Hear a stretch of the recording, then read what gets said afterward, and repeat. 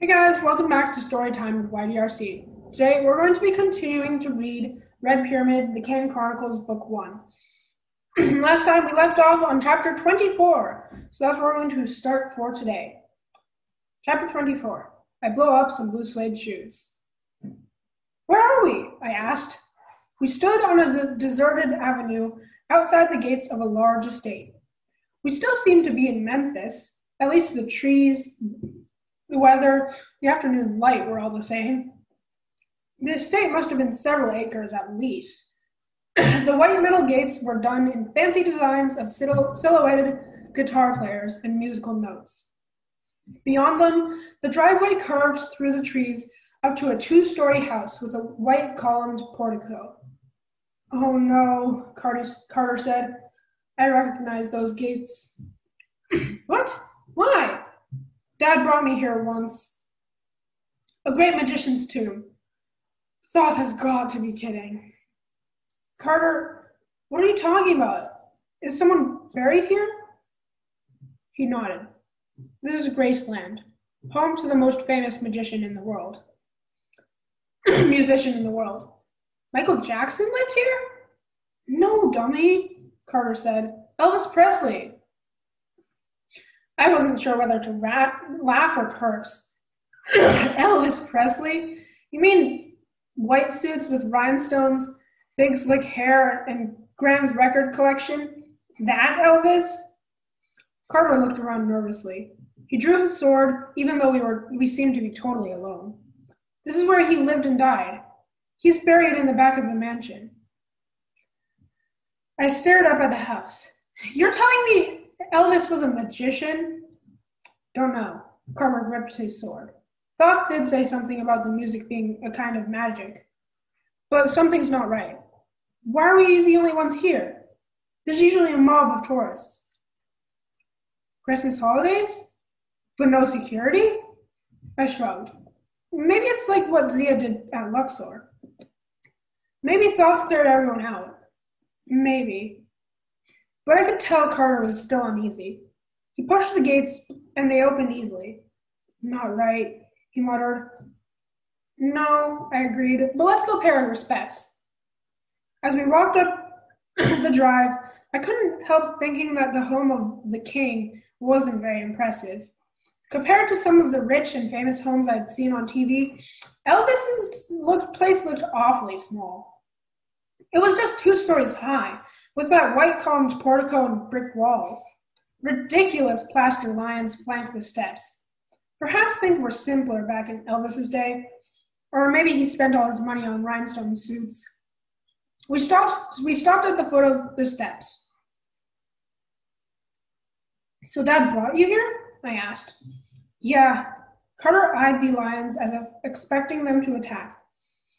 Dad loves blues and jazz, mostly, but he said Elvis was important because he took African-American music and made it popular for white people.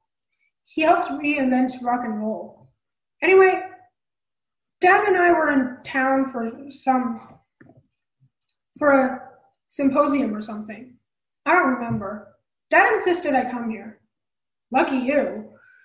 And yes, perhaps I was beginning to understand that Carter's life with Dad hadn't been all glamour and holiday, but I still couldn't help being a bit jealous. Not that I'd ever wanted to see Graceland, of course, but Dad had never insisted on taking me anywhere, at least until the British Museum trip when he disappeared. I hadn't even known Dad was an Elvis fan, which was rather horrifying. We walked up the steps. The front door swung open all by itself.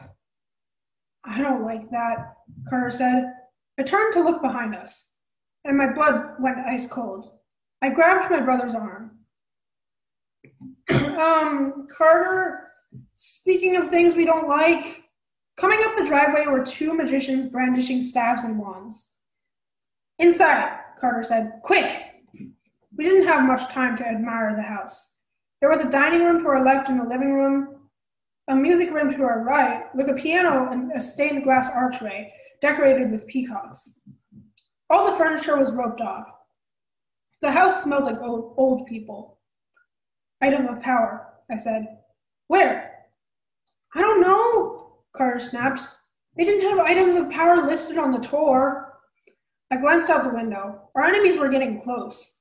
The bloke in the front wore jeans, a black sleeveless shirt, boots, and a battered cowboy hat. He looked more like an outlaw than a magician. His friend was similarly dressed, but much heftier, with tattooed arms, a bald head, and a scraggly beard. When they were 10 meters away, the man with the cowboy hat lowered his staff, which morphed into a shotgun. "Oh, please!" I yelled and pushed Carter into the living room. A blast shattered Elvis's front door and set my ears ringing. We scrambled to our house and ran deeper into the house. We passed through an old-fashioned kitchen, then into the strangest den I'd ever seen. The back wall was made of vine-covered bricks, with a waterfall trickling down the side. The carpet was green shag, floor and ceiling, mind you. And the furniture was carved with creepy animal shapes. Just in case all that wasn't dreadful enough, plaster monkeys and stuffed lions had been strategically placed around the room. Despite the danger we were in, the place was so horrid, I just had to stop and marvel. "God," I said, "did Elvis have no taste?" "The jungle room," Carter said. "He decorated it like this to annoy his dad." I can respect that. Another shotgun blast roared through the house. "Split up," Carter said. "Bad idea." I could hear the magicians tromping through the rooms, smashing things as they came closer. "I'll distract them," Carter said. "You search. The trophy room is through here." "Carter!" But the fool ran off to protect me. I hate when he does that. I should have followed him or run the other way, but I stood frozen in shock as he turned the corner with his sword raised, his body beginning to glow with a golden light. And everything went wrong. Blam! An emerald flash brought Carter to his knees. For a heartbeat, I thought he'd been hit with a shotgun, and I had to stifle a scream. But immediately, Carter collapsed and began to shrink, clothes, sword, and all, melting into a tiny sliver of green. The lizard that used to be my brother raced toward me, climbed up onto my leg and into my palm, where it looked at me desperately. From around the corner, a gruff voice said, "Split up and find the sister. She'll be somewhere close." "Oh, Carter," I whispered fondly to the lizard, "I will so kill you for this." I stuffed him in my pocket and ran. The two magicians continued to smash and crash their way through Graceland, knocking over furniture and blasting things to bits. Apparently they were not Elvis fans. I ducked under some ropes, crept through a hallway, and found the trophy room. Amazingly, it was full of trophies. Gold records crowded the walls. Rhinestone Elvis jumpsuits glittered in 4 glass cases. The room was dimly lit, probably to keep the jumpsuits from blinding visitors, and music played softly from overhead speakers. Elvis is warning everyone not to step on his blue suede shoes.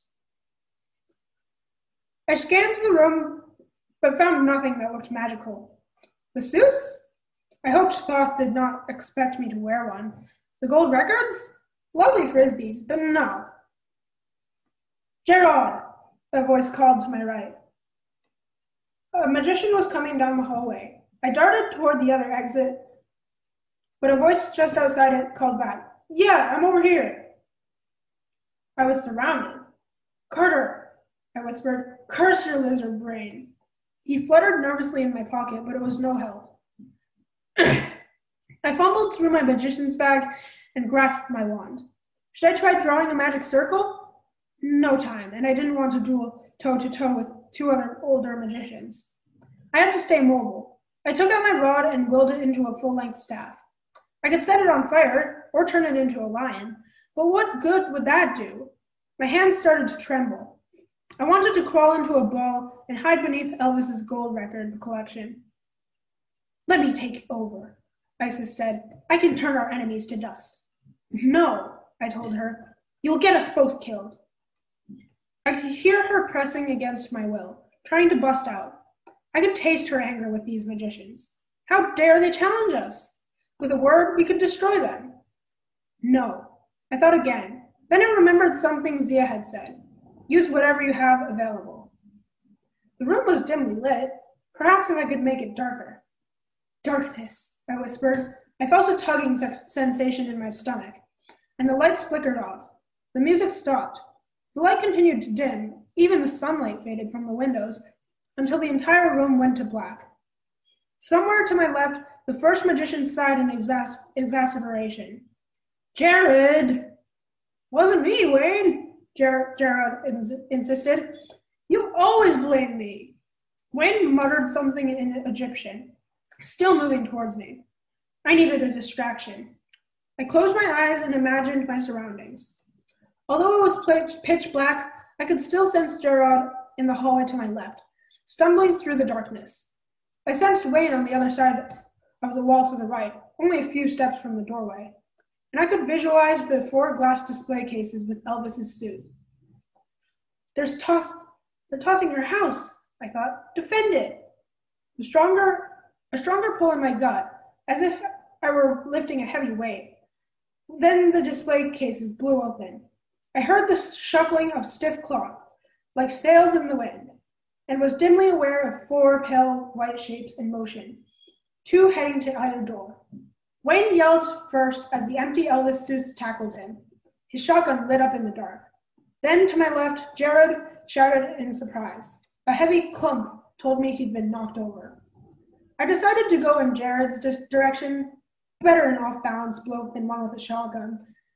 I slipped through the doorway down the hall, leaving Jared scuffling behind me and yelling, "Get off! Get off!" Take him while he's down, Isis urged. Burn him to ashes. Part of me knew she had a point. If I left Jared in one piece, he would be up in no time and after me again. But it didn't seem right to hurt him, especially while he was being tackled by Elvis's suits. I found a door and burst outside into the afternoon sunlight.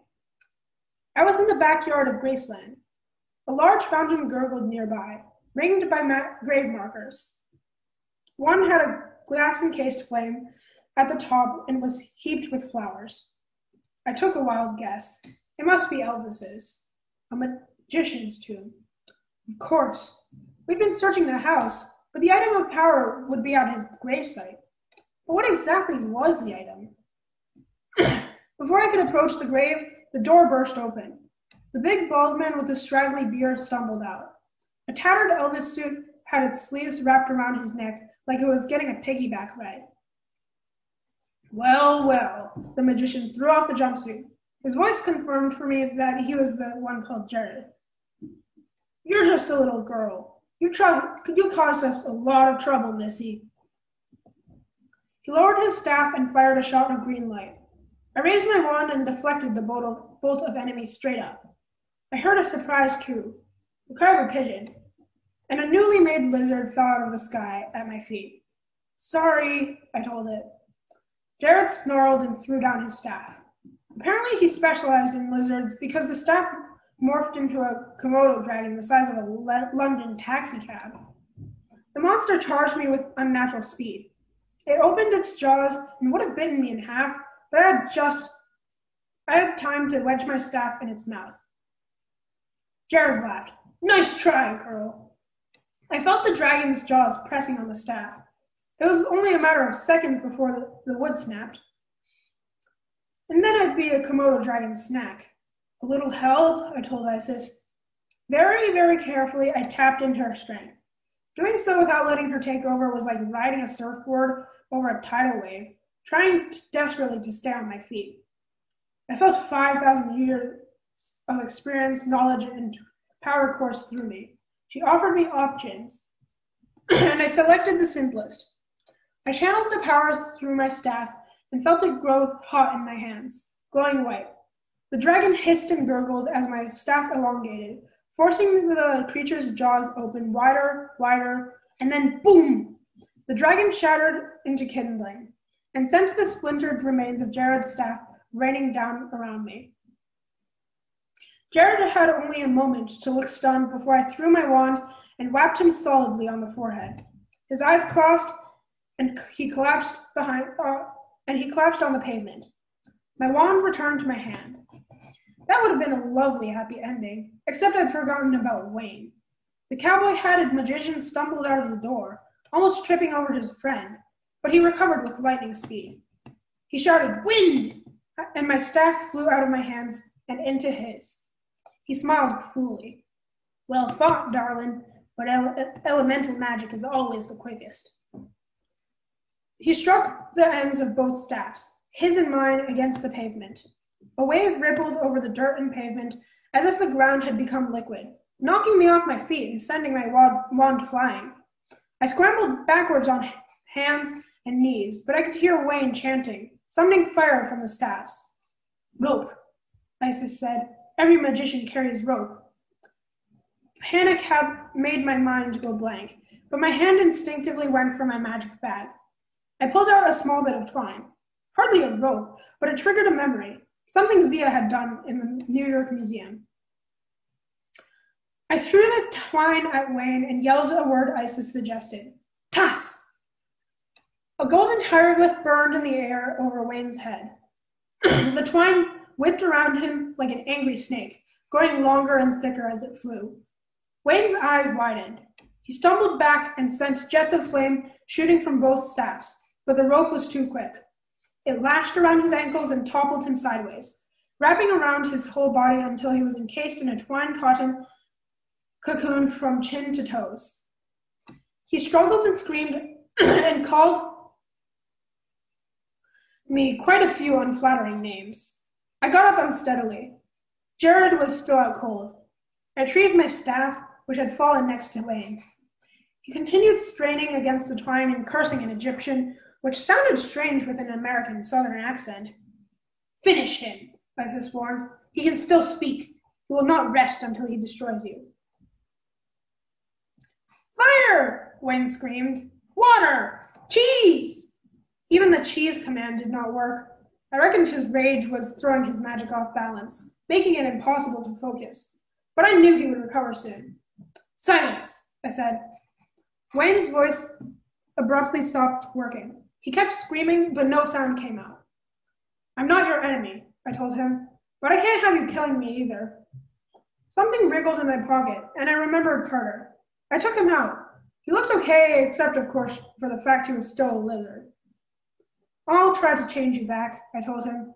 "Hopefully I don't make things worse." He made a little croak that didn't convey much confidence. I closed my eyes and imagined Carter as he should be. A tall boy of 14, badly dressed, very human, very annoying. Carter began to feel heavy in my hands. I put him down and watched as the lizard grew into a vaguely human blob. By the count of 3, my brother was lying on his stomach, his sword and pack next to him on the lawn. He spit grass out of his mouth. "How'd you do that?" "I don't know," I admitted. "You just seemed wrong." "Thanks a lot." He got up and checked to make sure he had all his fingers. When he saw the 2 magicians, his mouth fell open. "What did you do to them?" "Tied one up, knocked one out. Magic." "No, I mean," he faltered, searching for words, then gave up and pointed. I looked at the magicians and yelped. Wayne wasn't moving. His eyes and mouth were open, but he wasn't breathing or blinking or breathing. Next to him, Jared looked just as frozen. As we watched, their mouths began to glow as if they'd swallowed matches. 2 tiny orbs of fire popped out from between their lips and shot up into the air, disappearing in the sunlight. What was that?" I asked. "Are they dead?" Carter approached them cautiously and put his hand on Wayne's neck. "It doesn't even feel like skin, more like rock." "No, they were human. I didn't turn them to rock." Carter felt Jared's forehead where I'd whacked him with my wand. "It's cracked." "What?" Carter picked up his sword. Before I could even scream, he brought the hilt down on Jared's face, and the magician's head cracked into shards like a flower pot. "They're made of clay," Carter said. "They're both Shakti." He kicked Wayne's arm and heard it crunch under the twine. "But they were casting spells," I said, "and talking. They were real." As we watched, the Shakti crumbled to dust, leaving nothing behind but my bit of twine. 2 staffs and some grungy clothes. Toth was testing us, Carter said. Those balls of fire, though. He frowned as if trying to recall something important. Probably the magic that animated them, I guessed. Flying back to their master, like a recording of what they did. It sounded like a solid theory to me, but Carter seemed awfully troubled. He pointed to the blasted back door of Graceland. Is the whole house like that? Worse. I looked at the ruined Elvis jumpsuit under Jared's clothes and scattered rhinestones. Maybe Elvis had no taste, but I still felt bad about thrashing the king's palace. If the place had really been important to Dad, suddenly an idea perked me up. What was it almost said when he repaired that saucer? Carter frowned. This is a whole house, Sadie, not a saucer. Got it, I said. He them. A gold hieroglyphic symbol flickered to life in my palm. I held it up and blew it towards the house. The entire outline of Graceland began to glow.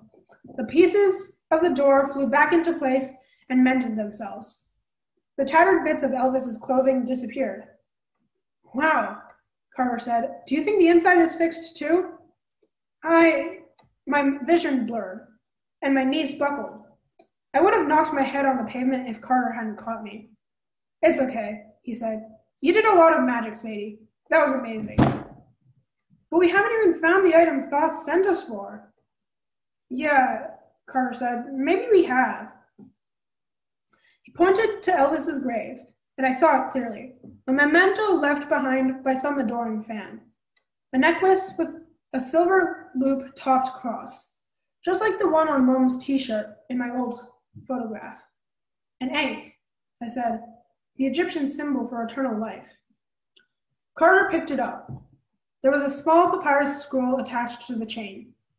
What's this? He murmured, and unrolled the sheet. He stared at it so hard, I thought he'd burn a hole in it. What? I looked over his shoulder. The painting looked quite ancient. It showed a golden spotted cat holding a knife in one paw and chopping the head off a snake. Beneath it, in black marker, someone had written, "Keep up the fight." That's vandalism, isn't it? I asked. Marking up an ancient drawing like that? Rather an odd thing to leave for Elvis. Carter didn't seem to hear. I've seen this picture before. It's in a lot of tombs. I don't know why it never occurred to me. I studied the picture more closely. Something about it did seem rather familiar. You know what it means? I asked. It's the cat of Ra, fighting the sun god's main enemy, Apophis, the snake. I said. Yeah, Apophis was the embodiment of chaos, I said, remembering what Nut had said. Carter looked impressed. As well he should have. Exactly. Apophis was even worse than said. The Egyptians thought doomsday would come when Apophis ate the sun and destroyed all of creation. But the cat killed it, I said, hopefully. The cat had to kill it over and over again, like what Thoth said about repeating patterns. The thing is, I asked Dad one time if the cat had a name, and he said nobody knows for sure, but most people assume it's Sekhmet, this fierce lion goddess. She was called the Eye of Ra because she did his dirty work. He saw an enemy, she killed it. Fine. So the cat doesn't look like Sekhmet. It just occurred to me. I finally saw it, and a shiver went down my back. The cat of Ra looks exactly like Muffin. It's Bast. Just then, the ground rumbled. The memorial fountain began to glow, and a dark doorway opened. Come on, I said. I've got some questions for Thoth. And then I'm going to punch him in the beak. All right, guys, so that's where we're going to end this episode of The Red Pyramid, the Kane Chronicles, Book 1. So we're going to end it off right here at chapter 25. So that's where we're going to start for tomorrow. That's it for today. Bye, guys.